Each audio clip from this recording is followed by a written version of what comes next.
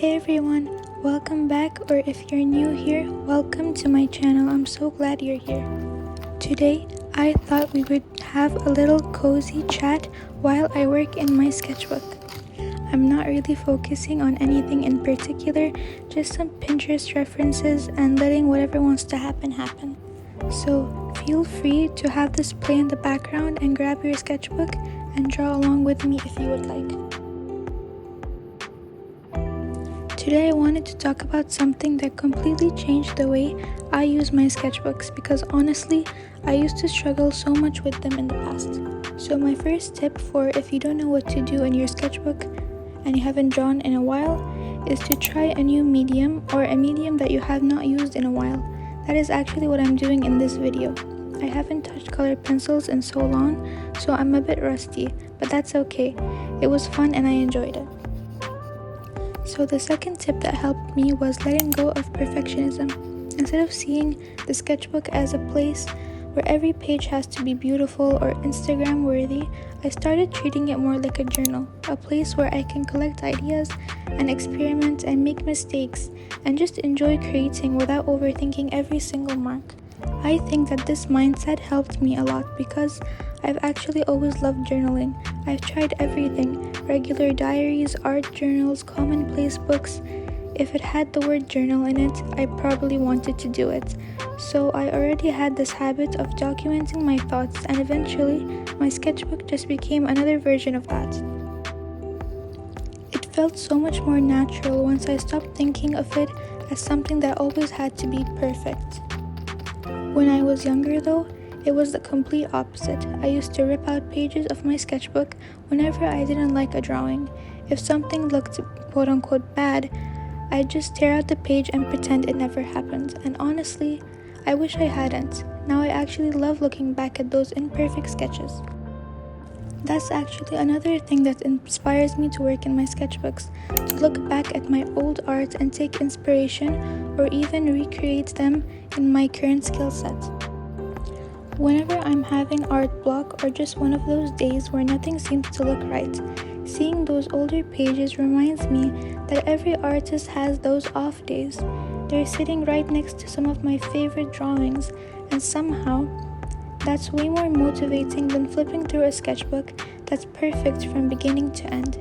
It reminds me that all of those drawings came from the same artist, the imperfect and the perfect.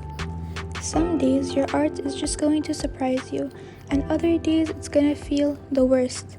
And that's completely normal. I think making art is more about consistency than perfection. Just showing up, making something, and being patient with yourself. Try setting a small goal or challenge. One goal I've been trying to stick to lately is just to finish the drawing, even if I don't like how it looks.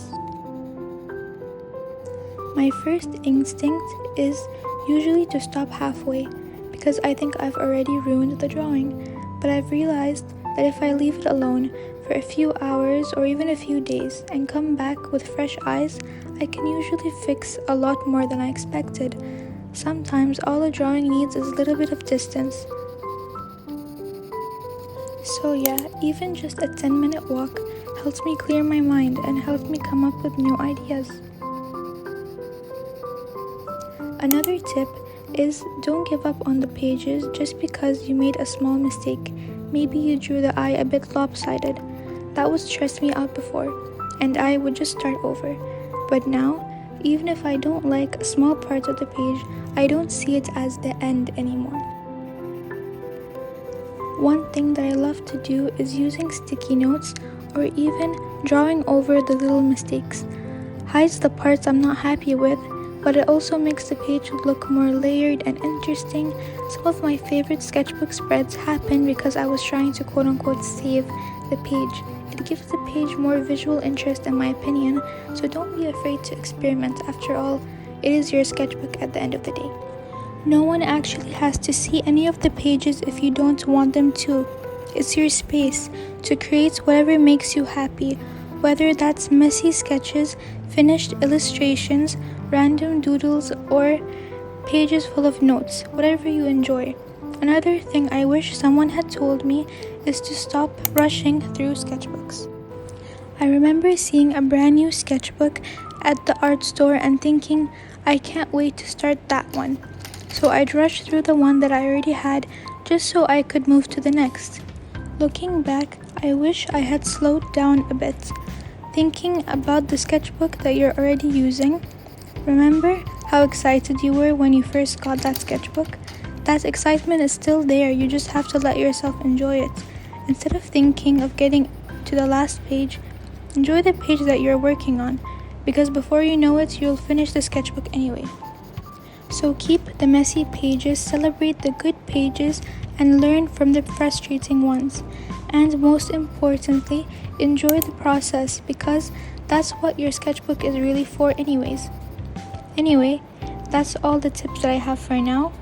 All these tips that change the relationship of how I use my sketchbooks. I'd love to know what helps you stay inspired in your sketchbooks, so feel free to leave your own tips in the comments. So that's all the tips that I have for today. Let's talk about what I'm actually drawing. I'm drawing some references that I've seen on Pinterest from Gretel Luxley on Instagram. I really love her art style, so I wanted to experiment and try it out. I really do like how it turned out.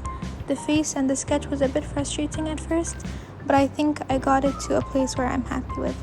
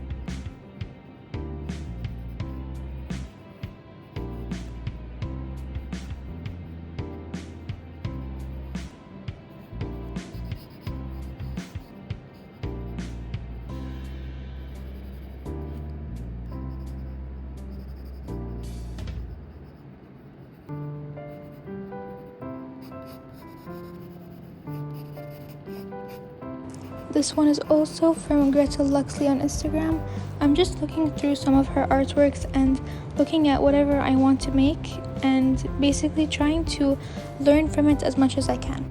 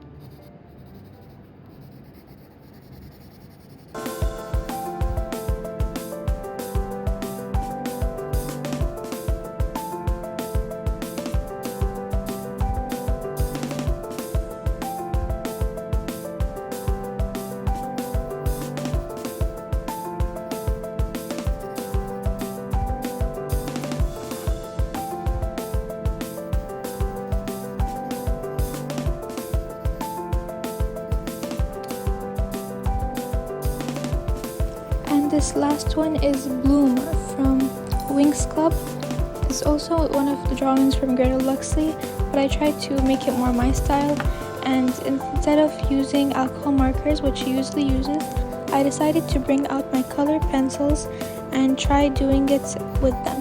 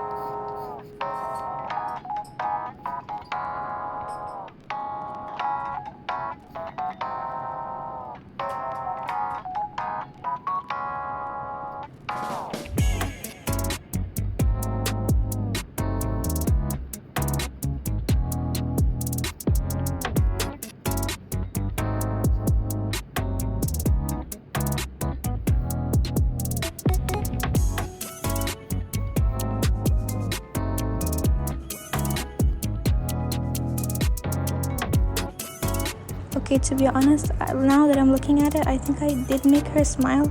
A bit creepy.